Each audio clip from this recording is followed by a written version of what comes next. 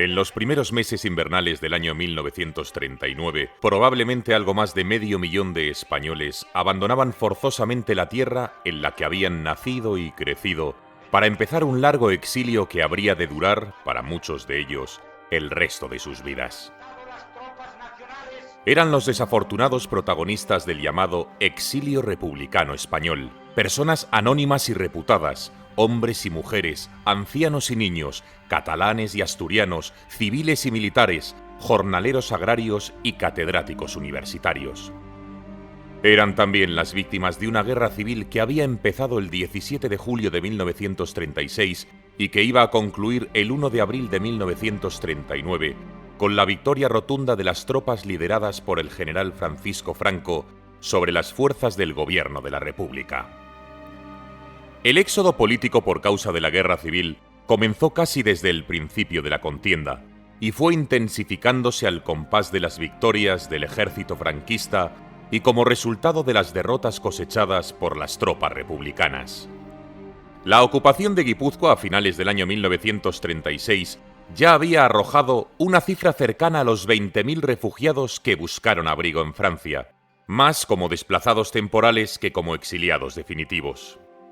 A finales de 1937, la ocupación franquista del aislado territorio republicano entre Vizcaya y Asturias había producido la salida de otro mínimo de 160.000 refugiados, incluyendo a muchos niños evacuados por sus padres para evitarles los horrores de la guerra. Ese exilio de niños sumó quizás un total de 33.000 evacuados antes de 1939, unos 20.000 asilados en Francia, 5.000 en Bélgica, 4.000 en Gran Bretaña, 2.900 en la Unión Soviética, 800 en Suiza y casi 500 en México.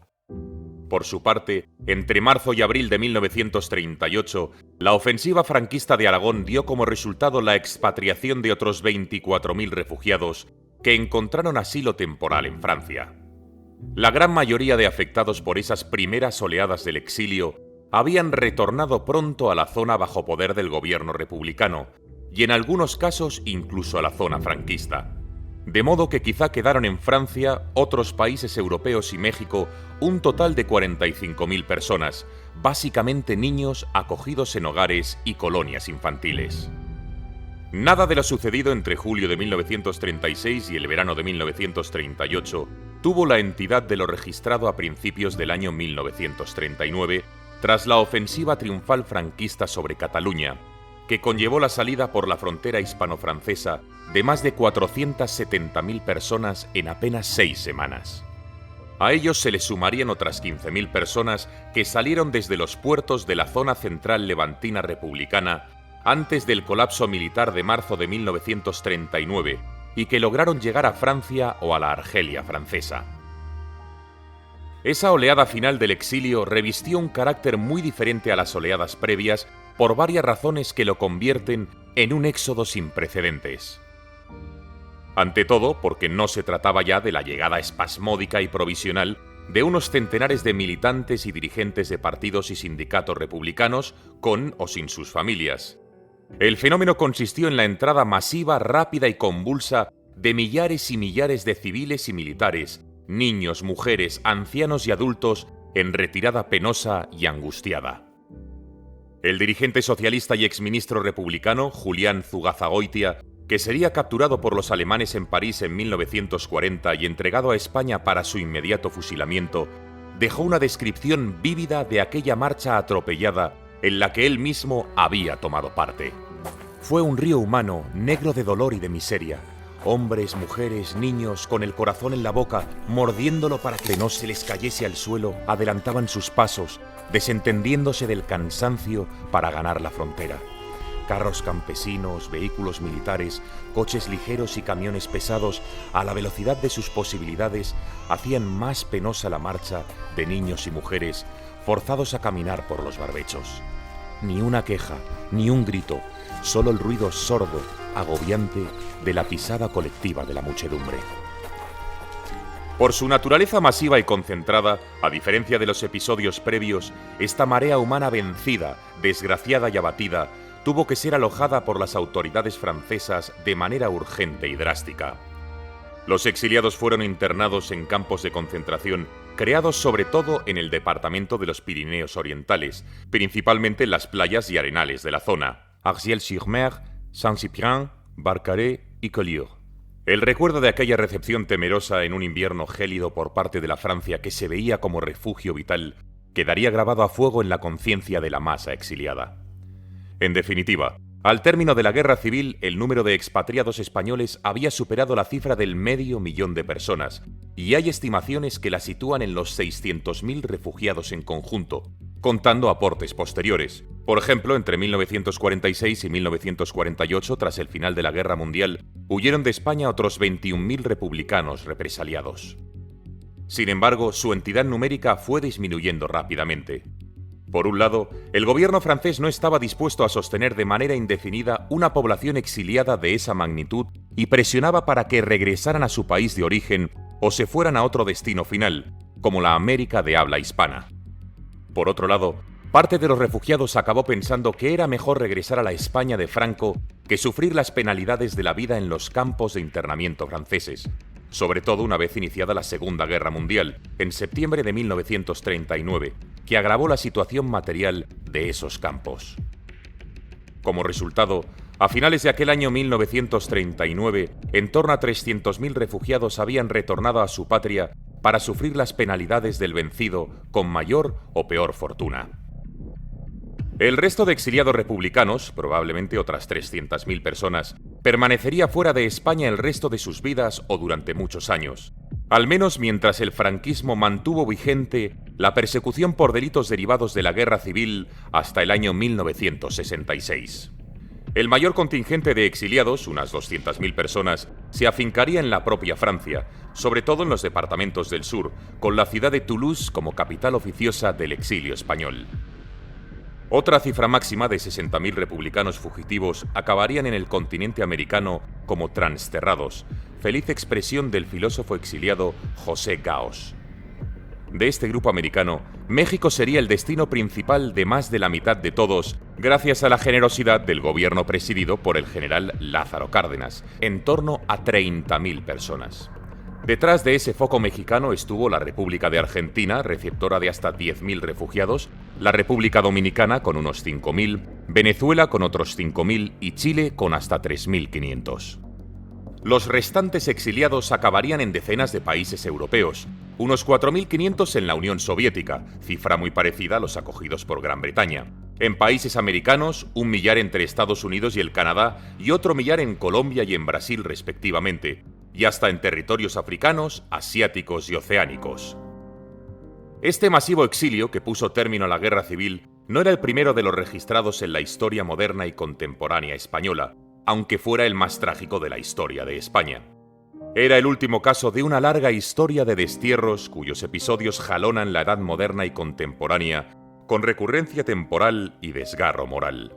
La cadena había comenzado con la expulsión de los judíos en 1492 y había seguido en siglos posteriores con otras expulsiones. El exilio de republicanos españoles de 1939 tampoco era un caso inédito en la Europa de la primera mitad del siglo XX, un siglo que ha sido bautizado como el siglo de los refugiados.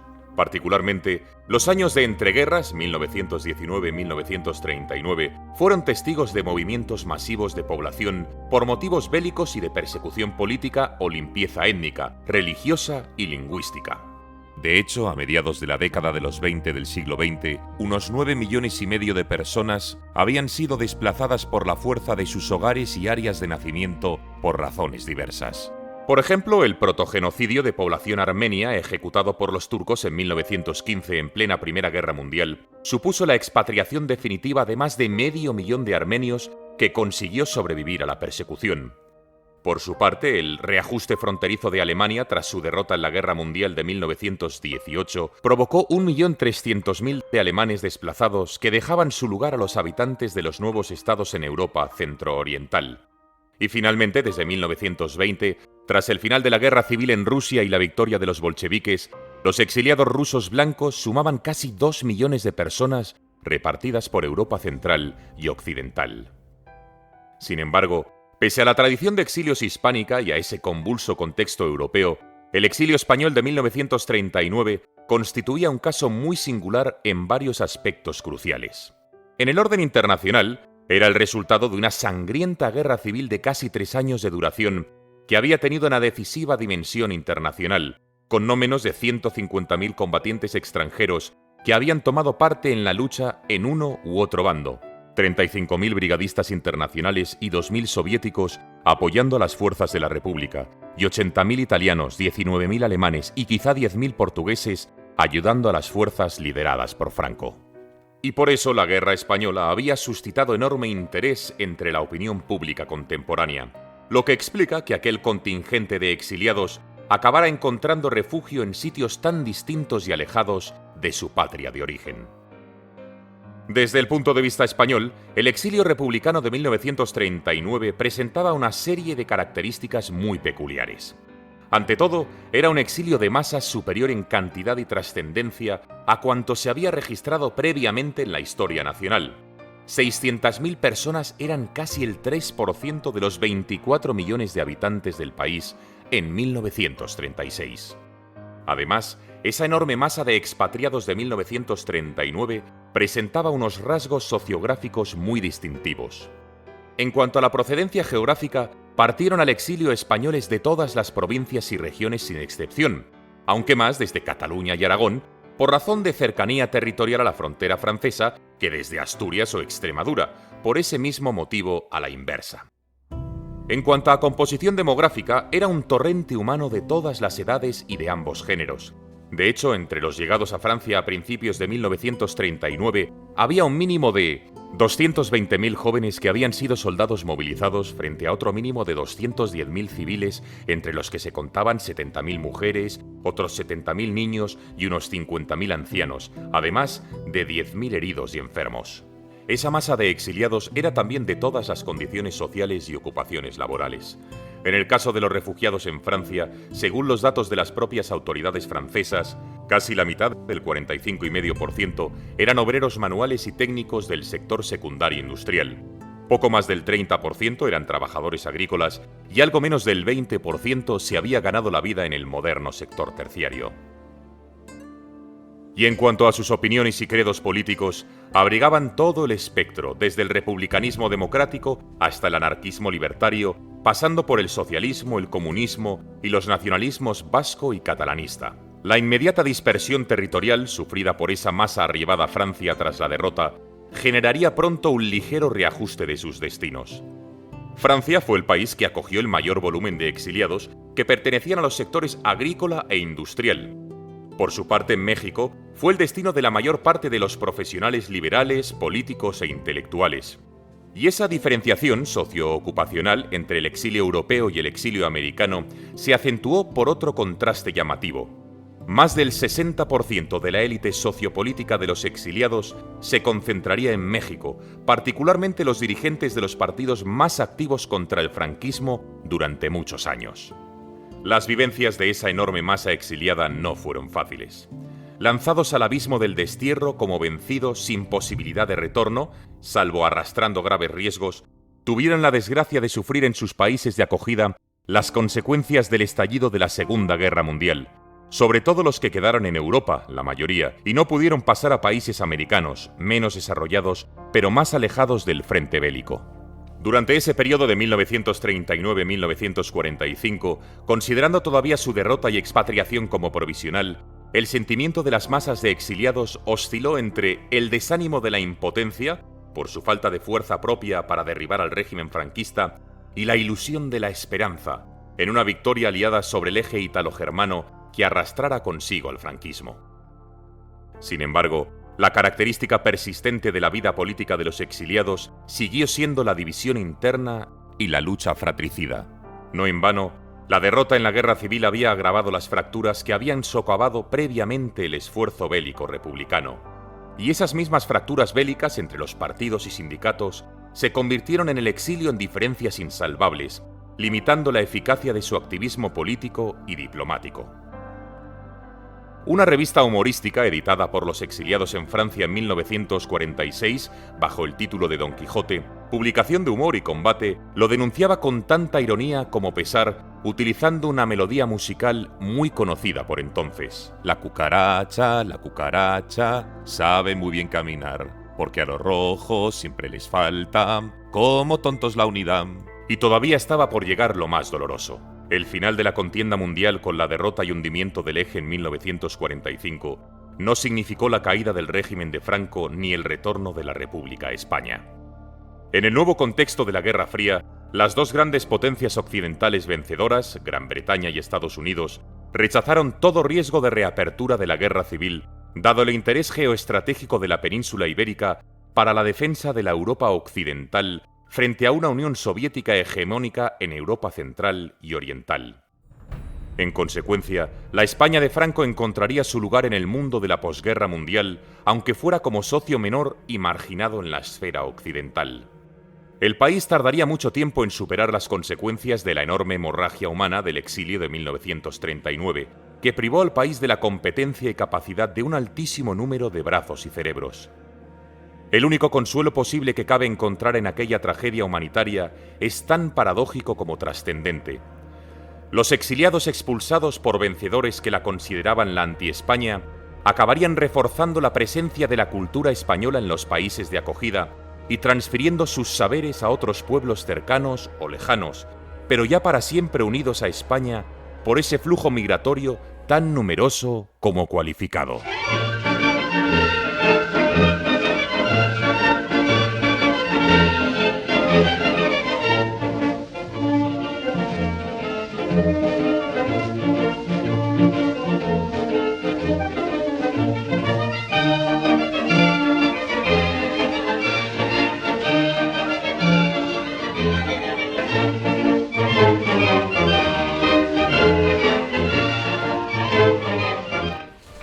Academia Play lanza su tercer libro.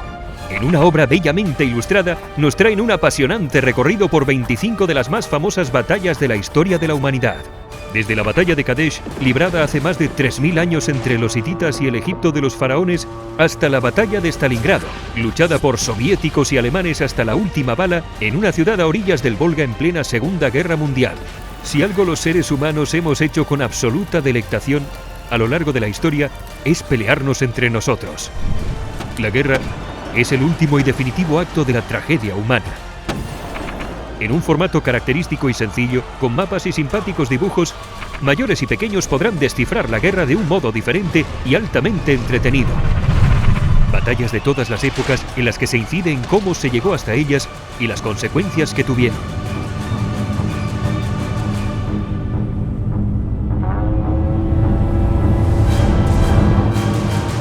Academia Play es uno de los canales didácticos de YouTube más exitosos y con más seguidores.